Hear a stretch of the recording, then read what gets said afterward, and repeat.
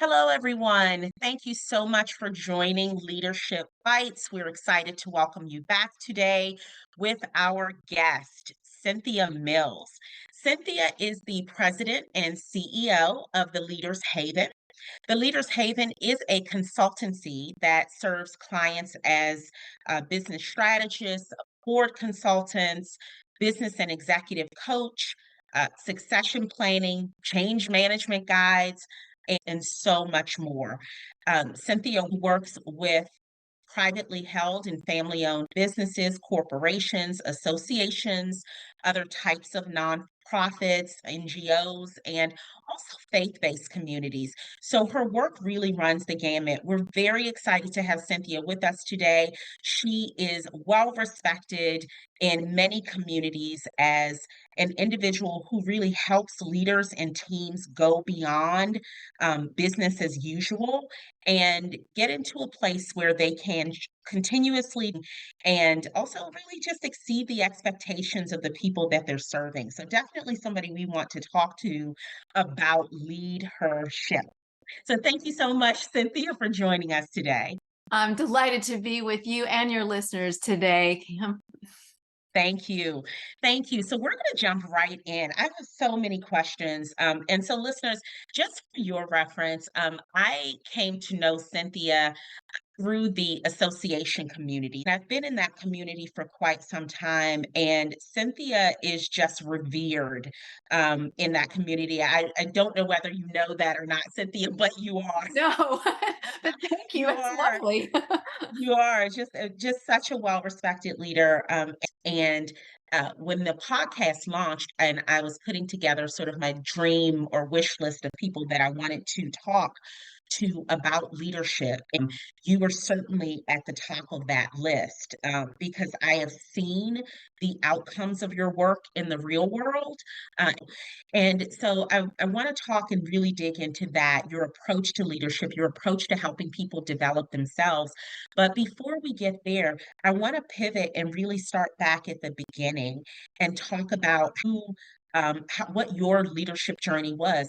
How did you come to a career in associations? Did you start off in associations? If not, where did you start? Tell us a little bit about your journey.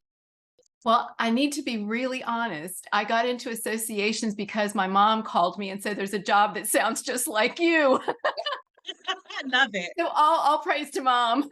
She Yeah. literally saw a position that was advertised. I was in leadership in the for-profit space and in an administrative side of things. And she saw this position that really had not one focus, but the requirement of being a leader, but having your sort of your fingers in all the pies at the same time.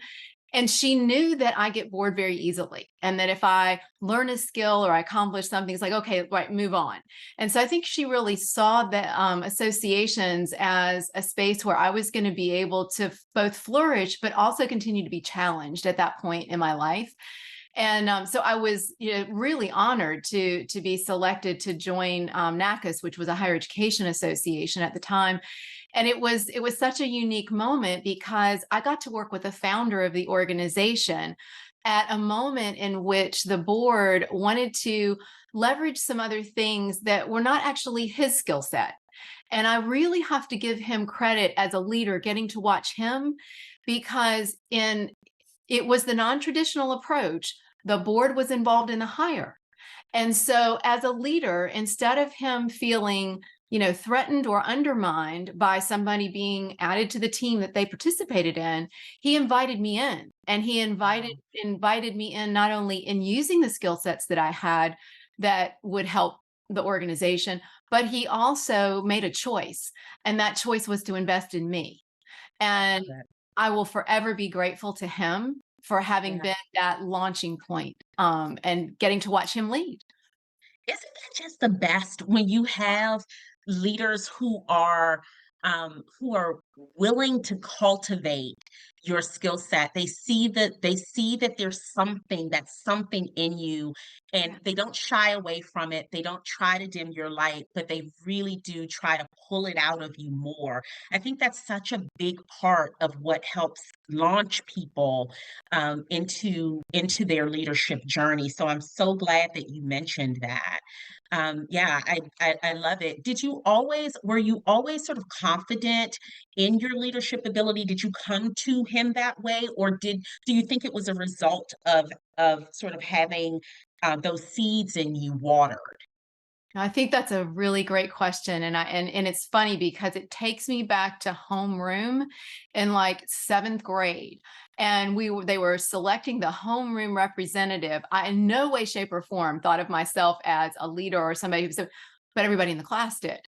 And so the consistency in my life has been that people saw something in me all along the way, whether it was teachers or my peers or other leaders, and made a choice not to let me sit on the sidelines, but to challenge me and to push me forward. And again, I'm so grateful to that because I know people meet me now at a certain point in my career, my life, and Yeah, make assumptions. And I will yeah, tell you that I was not a person of great self confidence, but I built my confidence as people had faith in me. And yeah. the one thing I wouldn't let myself do when there was an opportunity like that was I wouldn't let myself shy away from it. So even if it Mm. was uncomfortable, I stepped into it and said, better to try and learn than, not to see what's possible. And I think that served me well. Yeah. How how do how did you do that? Because I think that that's a piece of advice that I know throughout my own personal journey I've heard is, sort of step into the opportunity. And, I'm a person of faith. I think most of my listeners probably know that. And it may have even been at church that I heard a speaker say, it's not.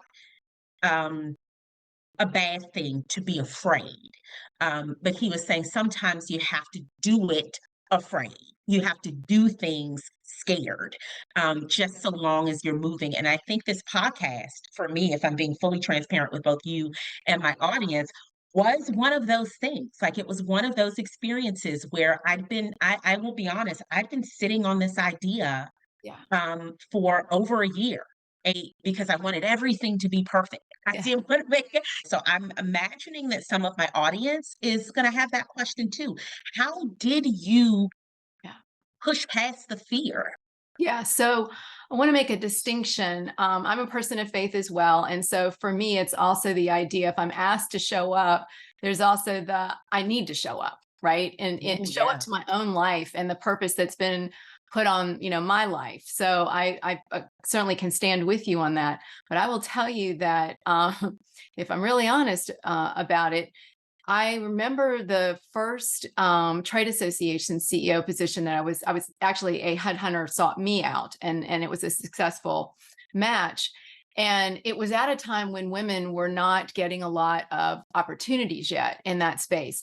And so I'm literally in my car with it packed to the gills, driving, 700 miles due north, and what was in my head was not, I got picked out of 200 and some people, and wow, they want me and I can't wait to go and partner. What was going through my head is, oh my goodness, I can't fail. If I fail, no search firm will ever call me again. If I fail, it's going to be a failure for women, coming in to Yeah. see. I mean, that stuff was going into my head. So I want to validate the fear and pushing through the fear idea.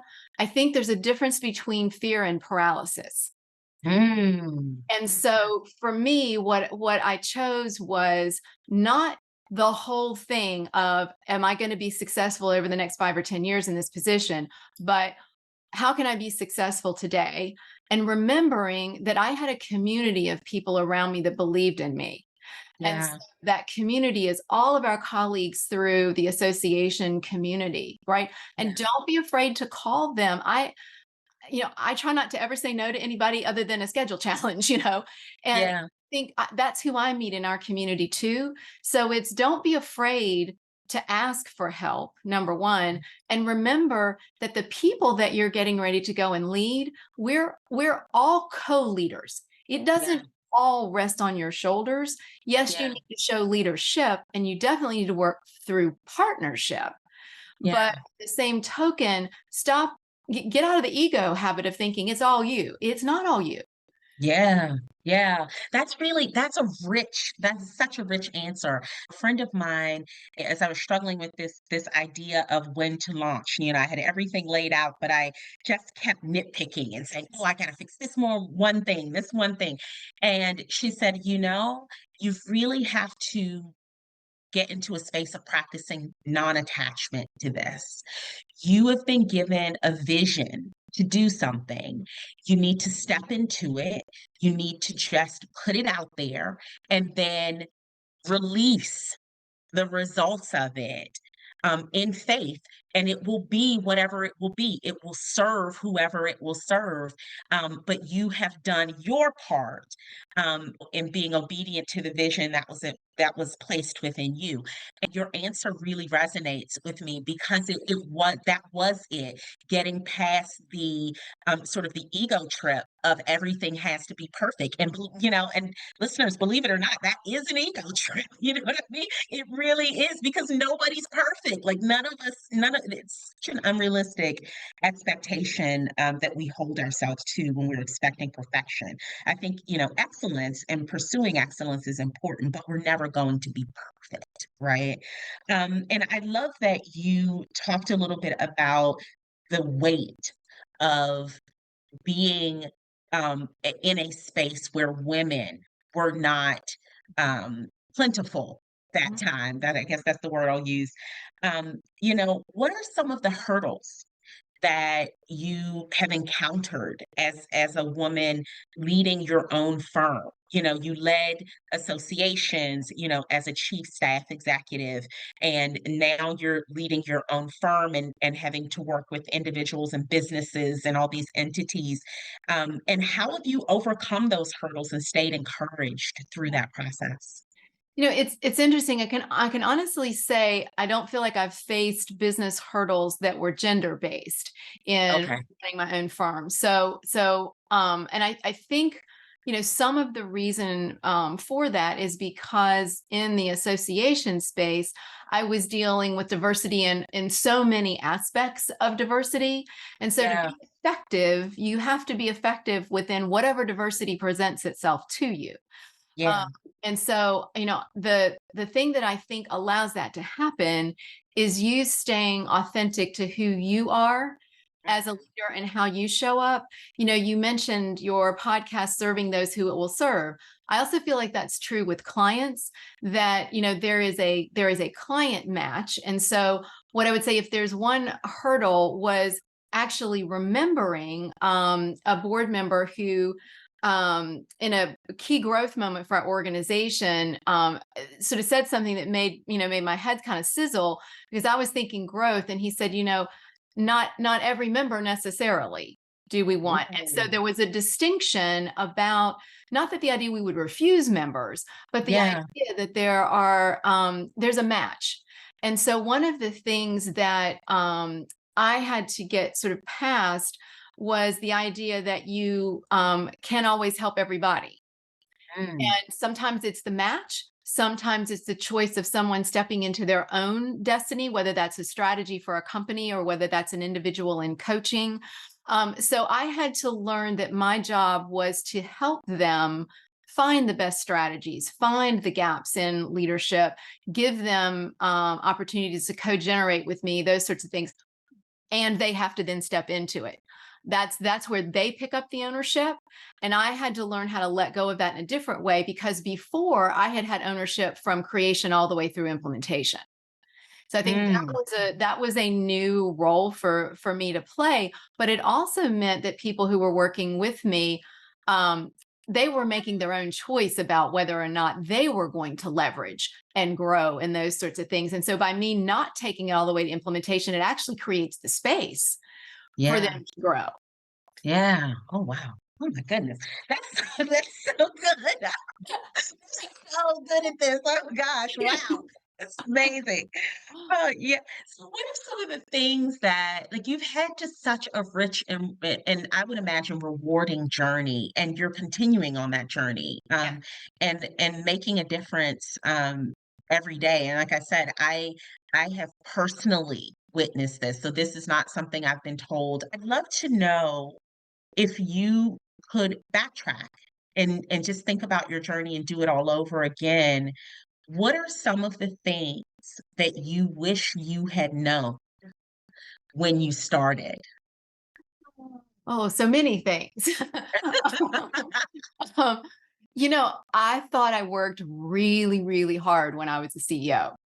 And when I became a solopreneur, I learned that I was going to work even harder. And part of that had to do with, oh, that's right. I don't have teams of people who have expertise in all of these areas, that I can partner with. I had to find my partnerships in a different way for things Yeah, that I'm not, as good at. And so that was again a shift in thinking. I also you know, realized that you're doing the work, which is exactly what I wanted to do. I had run businesses and done the work for a long time. I wanted to do the work more than like running the large business, but you still have to run your business after yeah, you've finished doing all the work. And so that's part of where they actually wind up working harder, yeah, on the back end. But one of the things that has been such an incredible blessing about this has been the freedom to actually do the work I love all the time, and the freedom to mm, design my life, you know, yeah, is very different. And so I actually wish I had started that part earlier. And yet, yeah, intellectually, I know that all of the work that I did up until the point of going full time with this, gave me the background that I needed to do and to do this well. So I get that intellectually. But the sort of ability to flourish and to make choices in a different way, I wish I'd actually been intentional about that, like when I was 25, and sort of built to it that way. Um, yeah, I figured out it was around 2006, as there were some things that were going on in health issues with my family, and I realized that I needed to be able to make big choices about my life and not be in grief. mm, And so one of the things that I did was I looked at, um, what did I think I was good at? What else did I need to learn in order to be able to do those things? Um, what did other people think I was good at? So I started doing some of the work early and then building that pipeline. And so while I'm delighted I did that, so I had something to step two when I went full time in into mhm, 14. So I built it over a long period of time. What I wish I had known is that I could have started that process even earlier. wow, Right. And so sort of remembering the idea of what you were saying, and I stand with you on the excellence and not perfection. I absolutely had to work through that myself. And yeah, so I wish that I had spent more time really designing the dream that I am living now earlier. I didn't have the that's amazing.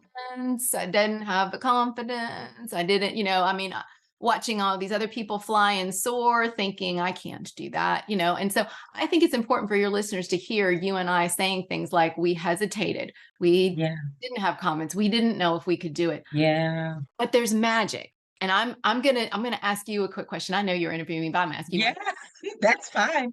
So once I started building and stepping towards, one of the other pieces of magic that happened was people that you needed started showing up even when you didn't know you needed them yet. Yes, Resources started showing up, people that could teach you, people that were 2 or 3 years ahead of your business where you were, all of a sudden are in your circle. yeah, That has been consistent. So when you yes. step into the calling, it's amazing what happens. Yes, that has been very true. It has just been nothing short of amazing. I'm interviewing you, and I feel I'm afraid to kind of go into it because I can. It's so emotional for me that the way that this has happened. And if you were to ask me what I would do over again with just even this little piece. I'm just at the start of my journey, but even with this little piece, is I just would have started earlier. I just would have just done it, done Amen. it, done it afraid, done it whatever, and perfected it along the way. And one piece of advice that my good friend and first podcast guest, Megan Jaffer, gave me is she said, she is a thriving podcast, but I struggle to even call it a podcast because that's one aspect of Mhm. what she and her business partner have built. But they have really built a thriving media enterprise. They're doing documentaries that the big streaming, platforms want to buy now. So it evolved all from, a podcast idea that happened in her living room. And a piece of advice that she gave me was, just don't expect that you're going to know everything at the outset. And it's okay, even on your podcast, if you stumble in your questions, don't feel like you have to go back and record the whole thing over again. Like, it's the humanity that really resonates with people, and I'm finding that to be true. I listen to an episode and I'm thinking of all the areas, oh gosh, I wish I'd said that, or I wish I'd done this or that. But I am learning to give myself grace, and I am seeing that we judge ourselves far more harshly than others do. Others are saying to me, "Oh my gosh, that helped me so much." Like, just I've only done 2 episodes, Cynthia, before you. Like, I mean, it's very new, and people are, "Oh my gosh, this helped me." I was struggling to think about whether I should start this thing that I want to do, or whether it's a hobby, or whether it's looking for a new job, or whatever. And I think I'm just gonna do it. That's been the response, and so, that's really what I want from this journey is, if it can help anybody, move forward in what they feel their purpose is, in this life on this earth, then I will see this whole thing as having been a great success. So I'm very thankful for that. And thank you for asking me that, because, just that you were moved to ask that, in my mind, means somebody out there who's listening may need to hear it.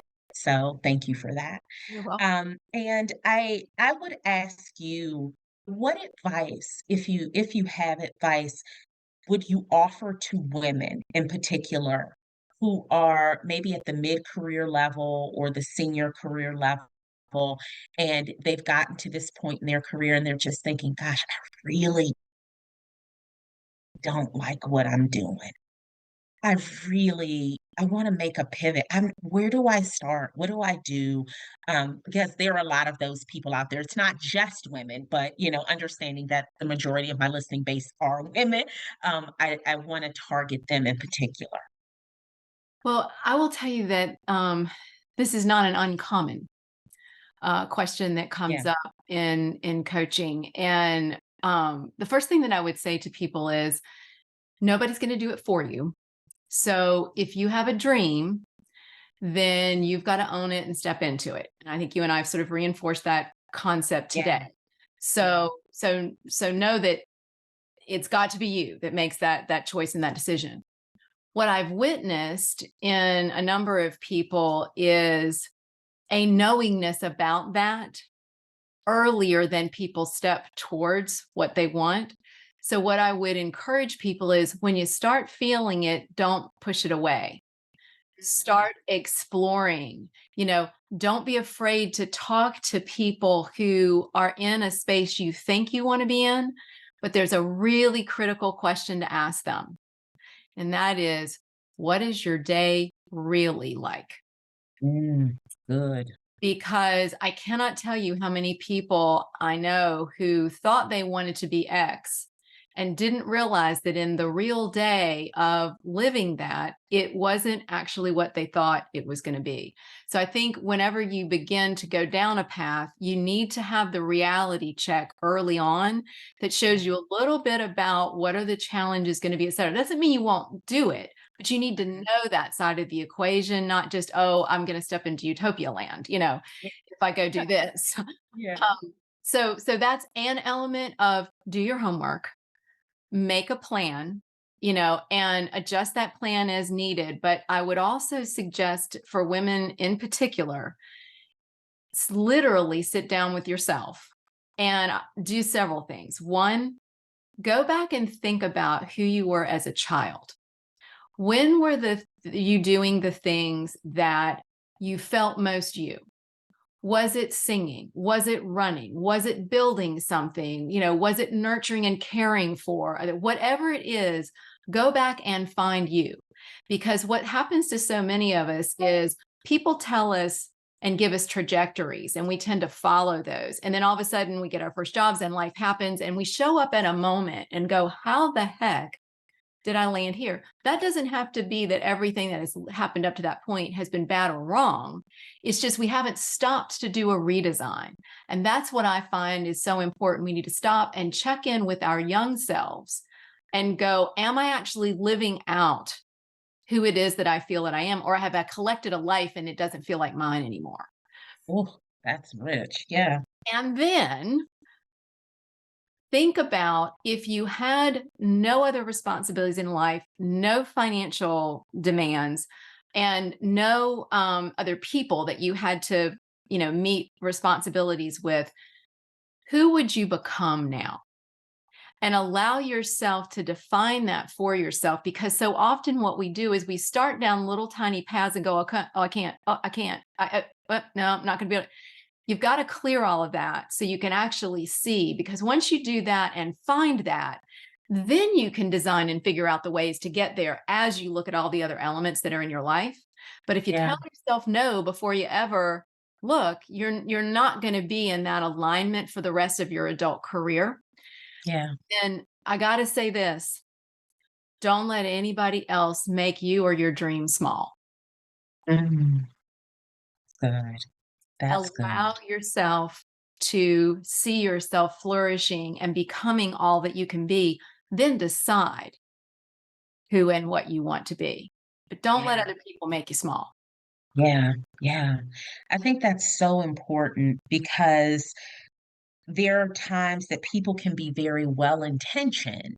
I think people are coming from a place of good intentions, but they can unintentionally diminish someone's dream because it's not something that they see as possible, Mhm. or that they have ever experienced, right? So I think that's really important. And I think to your point, it's something that you have to guard against, and really you can hear feedback from people, but you've got to take what's useful and leave what's not. Right. And I think that's very important when you're pursuing a dream, right? And you're on a path of leadership. So thank you so much for that. And I'm going to stay on this path of asking you for your advice for women. Like, what are three things Mhm. that women should be doing, regardless of where they are in their careers, to keep themselves marketable? Yeah. Number one, and so importantly, and my goodness, I wish I had done it more intentionally. Yeah. And when I was in younger and earlier in my career, is never stop building your network. Mm, And that one is definitely not a cliche. It people are the connection to the next thing. They're yeah. the connection to current success. There's also an opportunity for you to give back. So it's not a one-sided, right? Yeah. And so I would say that intentionality around building the network is huge. Secondly, I would say, I don't care where you are in your career, never stop learning. You are never done. And if you think you're done, I will tell you that you're not maintaining, you're actually sliding backwards. Oh, that's good. So it's really important to keep that edge. And and one of the things that I think is so interesting about that is I heard this from somebody a long time ago, and I apologize that I can't give the attribution to it, but the individual was saying, and when you read or when you're trying to stretch yourself, do it through other professions and other topical areas that are not part of your normal interactions for work, or even things, that you might do personally, because that's how you'll start seeing patterns, and how patterns can then impact what you are doing. It will help you also think more creatively. And that's been something that's been really important to me. And they said, even do something you don't like, because it will make you think differently. Yeah. And then the third one I would say is give back. That, the act of teaching and mentoring and all of those things, first of all, it's an incredibly rewarding thing to do. But secondly, the teacher always learns. Yeah. And so in that giving back, they will stretch you, they will challenge you, they will not let you, sit on any laurels that you may think you have, or any insights that you have, and that will keep you sharp. In both that network and also the giving back component, making sure that that is incredibly diverse in all the ways that we mean diversity, Yeah. because all of those elements will keep you sharp. So you don't want to become homogenous in any way, because not only are you not relevant, but it's not feeding you either. Yeah. Yeah. Great advice. Great advice. I've read so many different studies and articles and opinion pieces and all the things that say we have moved into a society where um, women are not the only caregivers in the family. Certainly, I think more than ever, men are playing an increasingly important part in caregiving in the home and in the family. And we are seeing diversity in every form. It's not just men. It's everybody. But what we are what we are seeing still is that women remain usually the primary caregiver for children and taking care of the home and such. And we saw a huge impact on women during COVID when people were really struggling to balance work at home, for many people. How did you juggle it all? How do you juggle it all? How do you find balance, and how would you recommend, that other people who are listening Yeah. So I approach love that? the fact that you gave accolades to how things are changing in the roles. And Yeah, I want to give a shout out to my husband, who is actually much older than I am. And mhm, before we married, he said, "We're going to follow your star. I don't ever want you to resent me. I want to make sure that I know you can take care of yourself through your life if we don't have a long, time together. We have, yay. Um, yay, but in addition, we made a personal choice, and he worked up until 55, and then we did a role reversal. So we examined how we wanted to live and the factors that were part of our lives, and made specific choices. And then he traveled with me, yeah, and actually became, a beloved part of a number of the membership organizations that I led. And so there were roles, right? And yeah, that fit. So my encouragement around this is that, every group, group that's at home needs to look at all of that and make those choices, and recognize they can shift over time.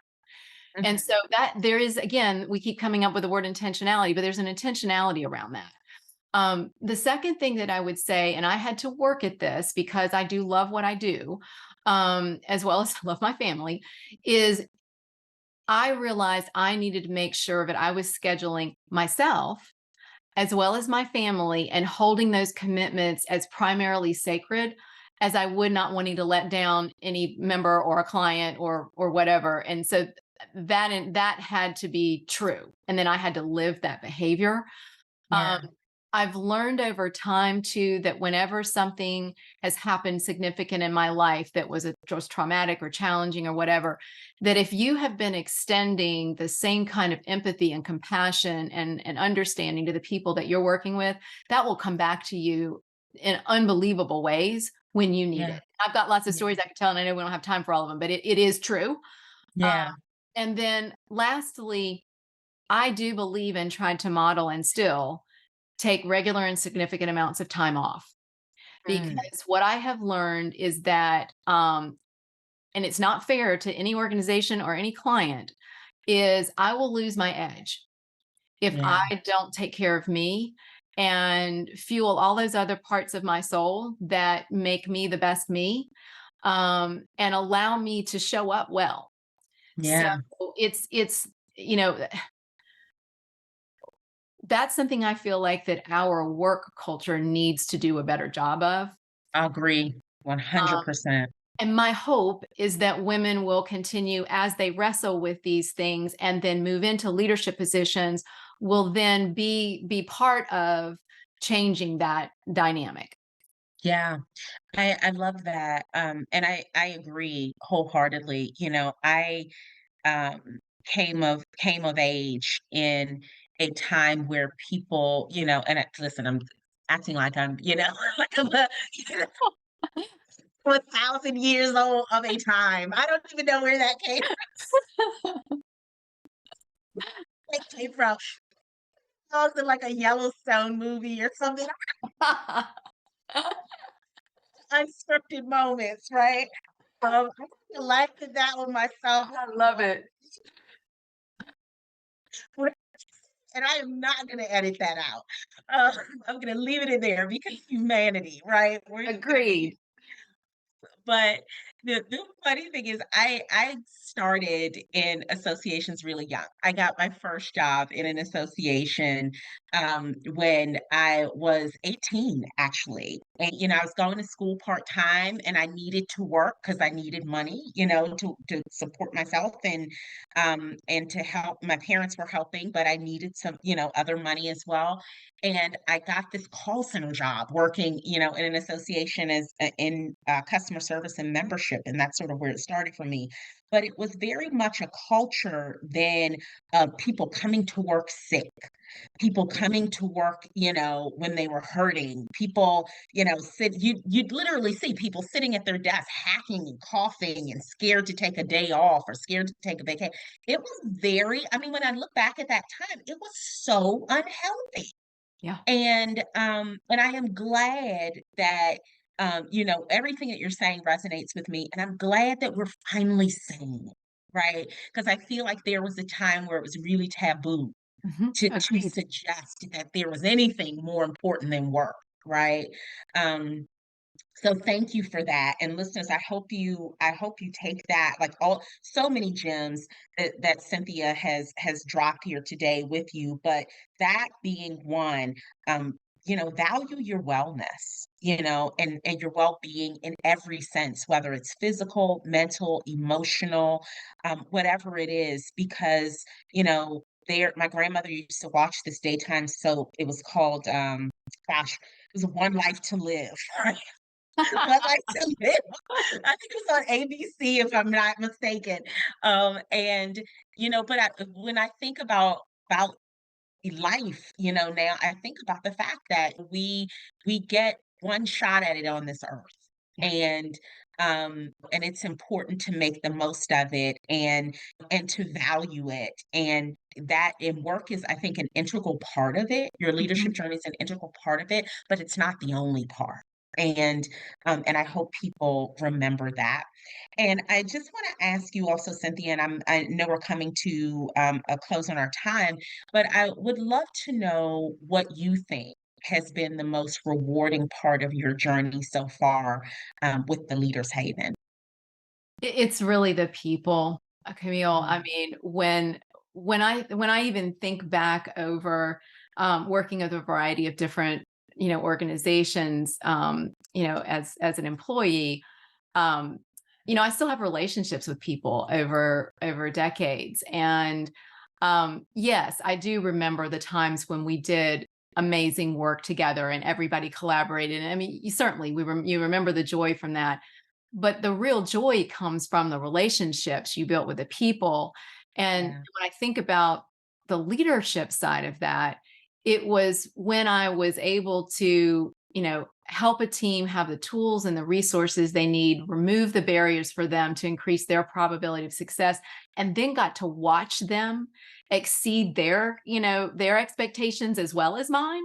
Yeah. and just like knock it out of the park. And so when I think about that, and I think about today with the Leaders Haven, it's being able to be a touch point for people as they continue to develop in the roles that they're playing, and then also being able to help encourage associations and companies and things to really go after exceeding their expectations and seeing what they can do, and doing it through their people. You Mm, cannot forget that it's always through the people. And yeah. so that's where my love is, and I enjoy doing everything I can to help people transform their lives into callings and their dreams into impact. Yeah, I love that. Oh, wow. This has been I hate that this is coming to a close, if I'm being really I could easily sit here and talk to her all day, and this has just been so enjoyable. Thank you so much, Cynthia, for taking time. I know that you're busy, so I appreciate, that you were able to take the time and join us today. How can people find you if they want to connect with you? Or, maybe their organization is struggling in some area and they, want to, engage you on that level, or even just for themselves, for that personal coaching. Well, Camille, thank you. It's certainly been a delight to get a chance to engage with you around these concepts. And I could go make another cup of tea and talk the rest of the afternoon with you. So, so thank you for so much for the opportunity. Yes, certainly your listeners can find me at my website, which is theleadershaven.com. They are welcome to reach out to me by email, Cynthia Mills at theleadershaven.com. And either of those you can find me easily. All right. LinkedIn as well. All right. Yes, LinkedIn as well. So thank you all for joining us today. I hope that this podcast was as rich and rewarding for you listening as it has been for me, having a chance to dialogue and chat with Cynthia. You heard it here. You can find her at theleadershaven.com or Cynthia Mills at theleadershaven.com. And if you are on social media, which I hope you have a profile on LinkedIn, because if not, we need to do a whole show on that because you got to get your brand out there, right? But if you are out there and you'd like to connect with her on LinkedIn, you can find her at Cynthia Mills. Thank you all so much. And until next time.